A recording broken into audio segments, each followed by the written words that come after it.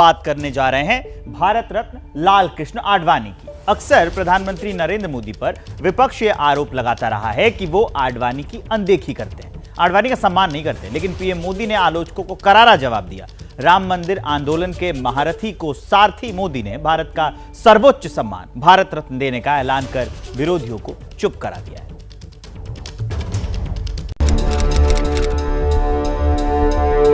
कुछ क्षण ऐसे बीतते हैं कि जिसको वो जीवन भर याद रखता है और कहता है कि मेरे इतिहास में ये प्रसंग भी हुआ था। आज का प्रसंग उनमें से एक है। तो 47 में एक ऐतिहासिक क्षण आया जब आजादी मिली, बहुत खुशी हुई थी, आंखों में आंसू आए थे। जब इमरजेंसी लगी थी, फिर वो इमरजेंसी समाप्त हुई, जिस प्रकार से आंखों में फिर से आंसू आए। जब मैं यहाँ आया, नरेंद्र भाई मिले तो आंखों में आंसू आ गए। ऐसे ऐतिहासिक प्रसंगों के द्वारा गुजरना, ये भी भारतीय जनता पार्टी और नरेंद्र भाई मोदी की कृपा है कि उन्होंने हमको इसके द्वारा गुजरने का ये अवसर दिया है। आडवाणी जी ने एक शब्द प्रयोग किया, मैं आडवाणी जी से प्रार्थना करता हूं वो शब्द उपयोग न करें। उन्होंने कहा नरेंद्र भाई ने कृपा की। शब्द शून्य हो गए, गला रुध गया, आंखें डबडबा गईं, भावनाओं का ज्वार उमड़ पड़ा और संसद के सेंट्रल हॉल में खामोशी ओढ़ ली। ये भाव था प्रधानमंत्री नरेंद्र मोदी का अपनापन था, सम्मान था और सवाल था। क्या मां की सेवा कभी कृपा हो सकती है? कतई नहीं हो सकती। जैसे भारत मेरी मां है, वैसे ही भाजपा भी मेरी मां है। प्रधानमंत्री कहते रहे, आडवाणी सुनते रहे और नेपथ्य में सत्ता संघर्ष की राजनीति का वो दौर था जिसने बीजेपी को शून्य से शिखर तक पहुंचाया। 5 पीढ़ियों की तपस्या का है। तारीख 25 सितंबर 1990, जगह सोमनाथ, गुजरात। यही वो तारीख थी जिसने देश की राजनीति की तकदीर और तस्वीर बदल कर रख दी। 1990 में सितंबर की 25 तारीख को सोमनाथ से लाल कृष्ण आडवाणी की रथ यात्रा शुरू हुई थी, जिसे नाम दिया गया था राम रथ यात्रा, जिसे कामयाब करने की पूरी जिम्मेदारी तब बीजेपी महासचिव रहे नरेंद्र मोदी के जिम्मे थी। लोग कहते हैं कि आप अदालत का फैसला क्यों नहीं मानते? अदालत क्या इस बात का फैसला करेगी कि यहां पर राम का जन्म हुआ था कि नहीं हुआ था? आपसे तो इतनी आशा है, बीच में मत पड़ो, रास्ते में मत आओ, क्योंकि ये जो रथ है, लोक रथ है, जनता का रथ है, जो सोमनाथ से चला है और जिसने मन में संकल्प किया हुआ है कि 30 अक्टूबर को वहां पर पहुंच करके कार सेवा करेंगे और मंदिर वहीं बनाएंगे, उसको कौन रोकेगा? कौन सी सरकार रोकने वाली है? लाल कृष्ण आडवाणी की रथ यात्रा के आह्वान के साथ ही बीजेपी की मुख्य धारा की राजनीति में नरेंद्र मोदी की एंट्री हुई। संघ से पार्टी में आने के बाद मोदी गुजरात से दिल्ली तक की राजनीति को परख रहे थे, तब वे दिल्ली में रह रहे थे। बीजेपी का संगठन नरेंद्र मोदी के मैनेजमेंट स्किल को परख चुका था, लिहाजा आडवाणी की रथ यात्रा का मैनेजमेंट उन्हें थमा दिया गया। टोयोटा ट्रक को भगवा रंग के रथ का रूप दिया गया था। अयोध्या में राम जन्मभूमि पर राम मंदिर निर्माण की अलख जगाने के भाषणों से गूंजती ये रथ यात्रा जिधर से गुजरती थी, वहां राम भक्तों का हुजूम इकट्ठा हो जाता था। रथ पर सवार आडवाणी के बगल में बैठे थे नरेंद्र मोदी, जो सारथी जैसी भूमिका में नजर आते थे। प्रधानमंत्री नरेंद्र मोदी लाल कृष्ण आडवाणी को अपना गुरु मानते हैं और कई मौकों पर इसका जिक्र भी कर चुके हैं। आडवाणी का बीजेपी को शिखर तक पहुंचाने में जितना योगदान है, उतना ही नरेंद्र मोदी के सफर में भी। नरेंद्र मोदी गुजरात के मुख्यमंत्री थे तो लाल कृष्ण आडवाणी गुजरात की गांधीनगर सीट से चुनाव लड़ते थे, लेकिन दोनों नेताओं के बीच आत्मीयता की वजह इतनी ही नहीं थी। 7 अक्टूबर 2001 नरेंद्र दामोदर दास मोदी। ये वही तारीख थी जब नरेंद्र मोदी पहली बार गुजरात के मुख्यमंत्री बने थे। शपथ ग्रहण समारोह में तत्कालीन रक्षा मंत्री जॉर्ज फर्नांडिस, गृह मंत्री लाल कृष्ण आडवाणी, उत्तर प्रदेश के तत्कालीन मुख्यमंत्री राजनाथ सिंह समेत बीजेपी के कई दिग्गज मौजूद रहे थे। बावजूद इसके 6 महीने बाद ही गुजरात को सबसे बड़े इम्तिहान से गुजरना पड़ा था। 27 फरवरी को गोधरा में साबरमती ट्रेन में आगजनी की घटना में 58 लोग मारे गए, जिसके बाद गुजरात में सांप्रदायिक दंगे भड़क उठे। इसके इल्जाम तत्कालीन सरकार पर लगे।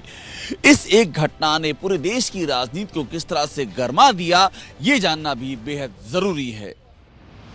तब केंद्र में भी एनडीए की सरकार थी और अटल बिहारी वाजपेयी प्रधानमंत्री थे, जो खासे नाराज थे। विपक्ष इस्तीफे पर अड़ा था तो पार्टी का एक धड़ा नरेंद्र मोदी को मुख्यमंत्री पद से हटाने की मांग कर रहा था।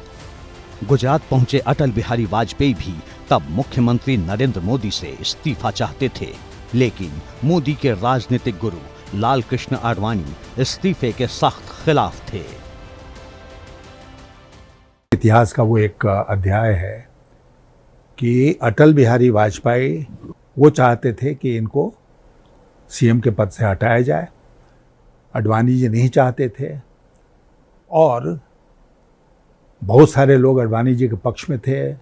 अटल जी एक ऐसे नेता थे जो कंसेंसस के आधार पर काम करते थे। जब उन्होंने महसूस किया कि कंसेंसस उनके पक्ष में नहीं है, मोदी जी को हटाने के पक्ष में नहीं है, तो उन्होंने अपना पांव पीछे खींच लिया और मोदी जी बने रहे। ये उस समय का इतिहास है। अटल बिहारी वाजपेयी सरकार में मंत्री रहे यशवंत सिन्हा ने कई मौकों पर इस बात का जिक्र किया है।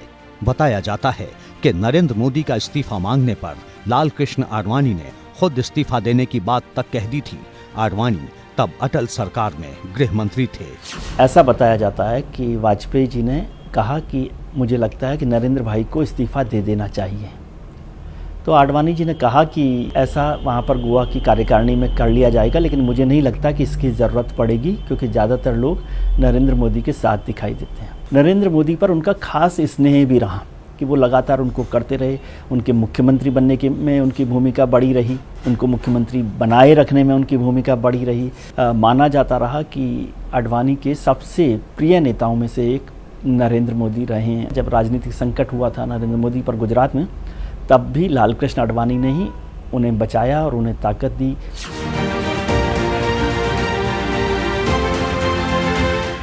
लाल कृष्ण आडवाणी के लिए प्रधानमंत्री नरेंद्र मोदी के दिल में हमेशा सम्मान रहा, लेकिन दोनों के रिश्ते में खटास का भी दौर आया। 13 सितंबर 2013 को बीजेपी ने नरेंद्र मोदी को औपचारिक तौर पर अपने प्रधानमंत्री पद का उम्मीदवार घोषित कर दिया। इससे नाराज आडवाणी संसदीय बोर्ड की मीटिंग में नहीं पहुंचे। बीजेपी के तत्कालीन अध्यक्ष राजनाथ सिंह आडवाणी को मनाने उनके घर पहुंचे। खबर आई कि आडवाणी का काफिला संसदीय बोर्ड की बैठक में शामिल होने के लिए तैयार था, लेकिन अचानक उनका मन बदल गया। वो तो नहीं आए, लेकिन सामने आई उनकी लिखी चिट्ठी, जिसमें उन्होंने लिखा था, जब आप मुझे संसदीय बोर्ड की बैठक की सूचना देने आए थे, तब मैंने अपनी व्यथा और आपकी कार्यप्रणाली पर निराशा के बारे में कुछ कहा था। मैंने आपको कहा था कि मैं ये विचार करूंगा कि आज की बैठक में आकर सबके सामने अपनी बात रखूं या न रखूं। अब ये फैसला किया है कि मुझे आज की बैठक में शामिल नहीं होना है। आडवाणी नाराज थे, लेकिन बीजेपी फैसला ले चुकी थी। आरएसएस का मोदी को पूरा समर्थन हासिल था। आरएसएस ने बीजेपी को साफ कह दिया था कि मोदी के नाम पर अब किसी की हाँ या ना सुनने की जरूरत नहीं है, जिसके बाद लाल कृष्ण आडवाणी को मानना पड़ा। अब ये लगता है कि आज मेरे लिए भी गर्व की बात है, गुजरात के लिए तो गर्व की बात है ही इस पार्टी ने कि नरेंद्र भाई मोदी को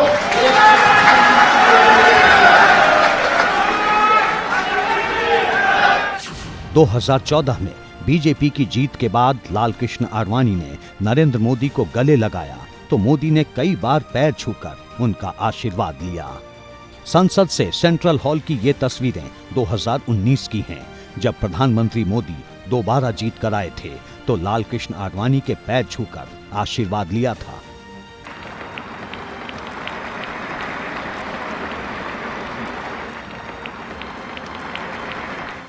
आडवाणी भी कई बार सार्वजनिक तौर पर प्रधानमंत्री मोदी की तारीफ करते रहे हैं। एक किस्सा सुनिए। एक लड़की ने मुझे कहा, मैं जब गुजरात का उल्लेख करने लगा, गुजरात में कैसी प्रगति हो रही है उसका उल्लेख करने लगा, नरेंद्र मोदी के बारे में कहा, उन्होंने कहा कि आडवाणी जी, आपको ऐसा नहीं लगता कि नरेंद्र मोदी जो है वो अब आपकी पार्टी से भी बड़े हो गए हैं? तो अगर आपको ऐसा लगता है ना, तो और मुझे सुनकर के तो खुशी होती है, मुझे सुनकर के कोई उसके कारण मन में चिंता नहीं पैदा होती। उस बुजुर्ग को कहा जाए कि आप जो बातें बता रहे हैं उससे बढ़िया बातें तो आपका जो पोता है वो बताता है, उसके मन में खुशी होगी।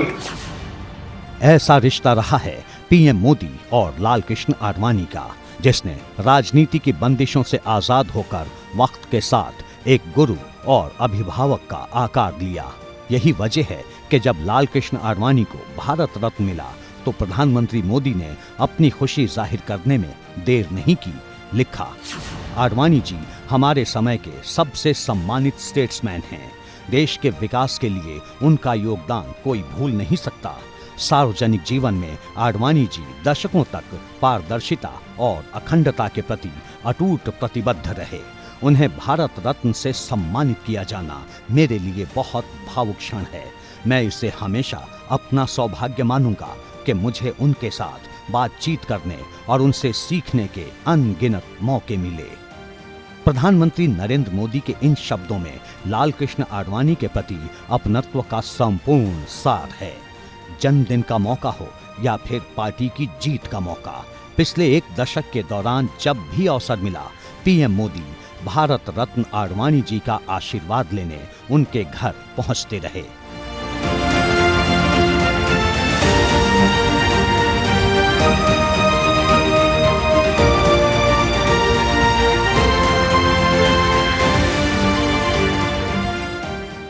अटल आडवाणी की जोड़ी ही थी जिसने बीजेपी को वो उत्थान दिया जहां पहुंचने के लिए विरोधियों की दशकों की सियासत भी नाकाफी साबित होती रही है। बीजेपी के लौह पुरुष को भारत रत्न मिलने से खुशी जाहिर है। जैसे ही घड़ी का काटा दोपहर 2:30 पे आए, बबीता जी का दिल सास बहू साजिश के लिए मचल जाए। और ये है इनकी बहू, पूरे दिन ऑफिस की टेंशन हो जाए गॉन जब ये करें अपना फेवरेट शो फ्री टाइम पे ऑन। इनकी तरह आप भी देखिए अपना फेवरेट शो अपने टाइम पर और डाउनलोड कीजिए एबीपी लाइव ऐप अपने स्मार्ट टीवी पर।